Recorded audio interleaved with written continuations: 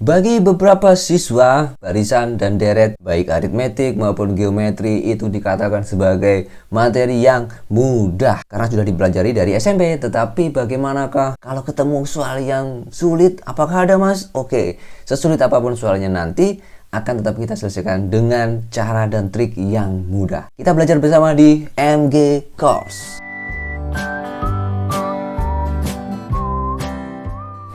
Ini teman-teman dia soal yang pertama. Ya, bagaimana, apakah mudah, semudah yang kamu bayangkan? Apalagi kalau mau buat PAS ya ini ya. Oke, pasti soal-soal yang seperti ini akan menantang untuk dipahami. Kita pahami dengan cepat. Ayo triknya. Suku tengah deret aritmetika. Kita punya deret aritmetika ini suku tengah. Wah.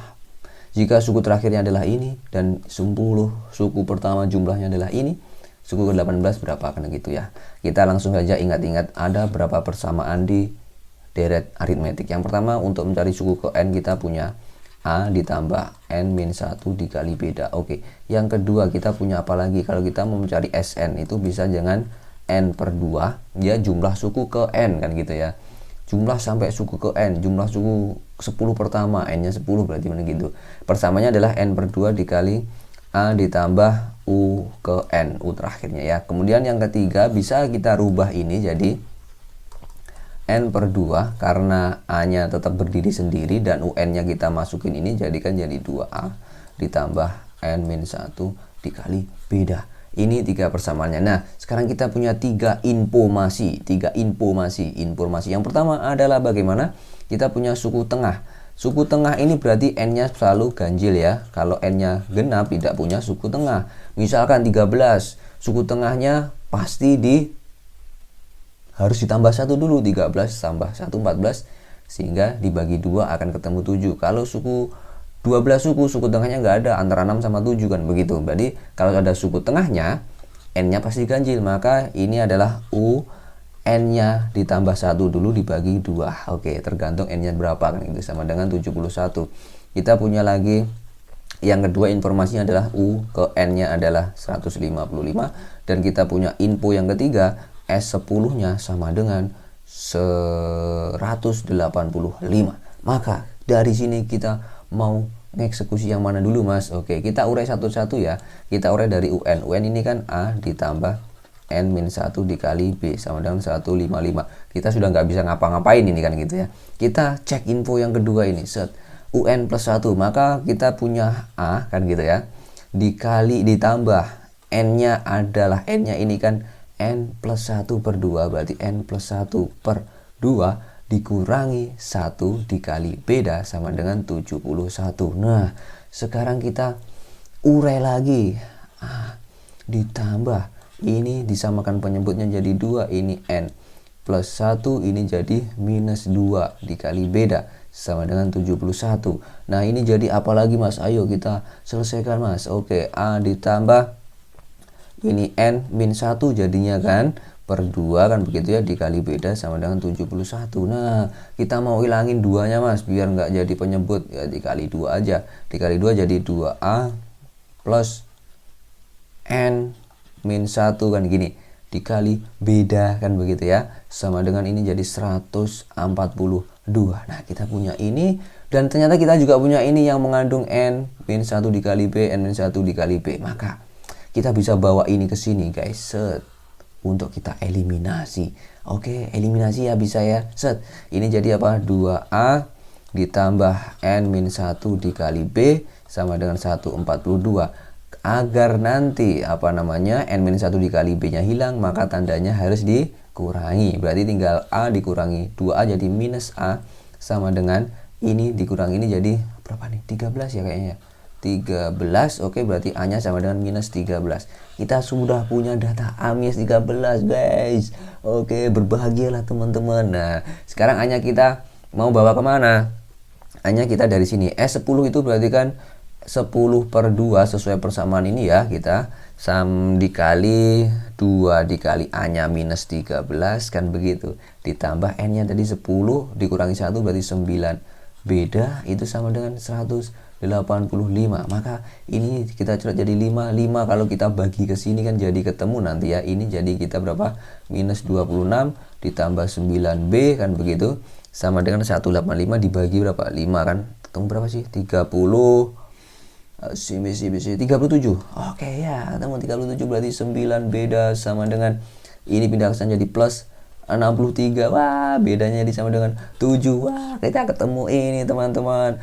A dan B nya sudah ketemu, tinggal kita nyari suku ke 18. Suku 18 berarti gampang, tinggal masukin aja. 18 sama dengan A nya minus 13 ditambah N min 1. Ingat tadi ya, 18 dikurangi 1 dikali bedanya adalah 7. Berarti kita tinggal menghitung. Ini minus 13, ini 17 dikali 7 berapa? 17 dikali 7 berapa? 9, 49, 119 ya? Ya nggak sih? 9, 119, oke. Kalau dijumlahkan jadi berapa ini? 106 teman-teman. Saat kita punya jawabannya 106.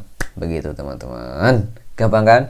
Ya, yang katanya sulit ternyata gampang juga, tetapi kita perlu sedikit effort untuk membuatnya jadi sistem persamaan seperti ini.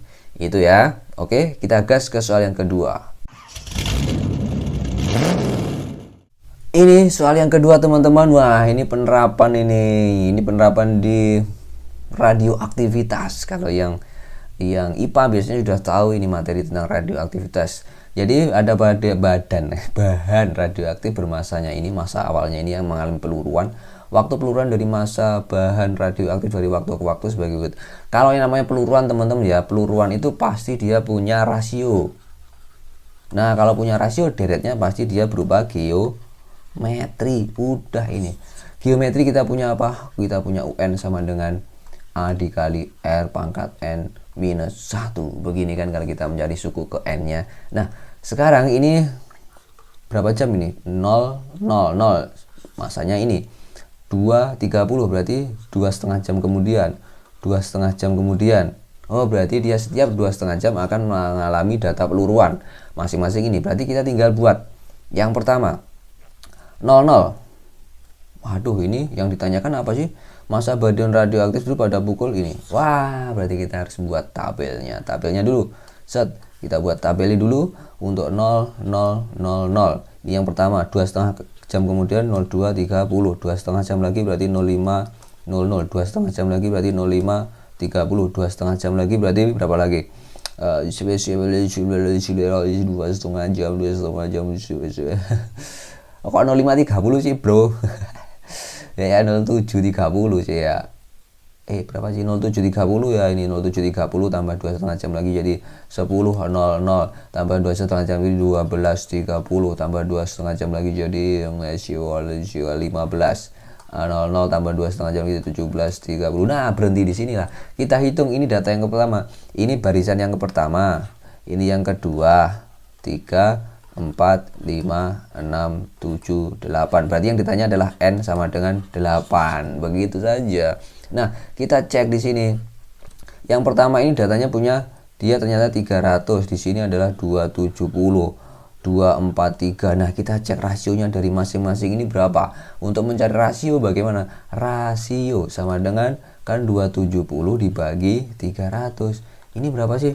Kalau kita bagi semuanya dengan 30 bisa ini jadi 9, ini jadi 10. Wah, rasionya 9/10 atau 0,9. Wah, kita nggak usah dramatisir inilah. Di sini sudah ada keterangan catatan, berarti pasti dia mengandung rasio 0,9 begitu, teman-teman. Nah, kita tinggal ngecek saja.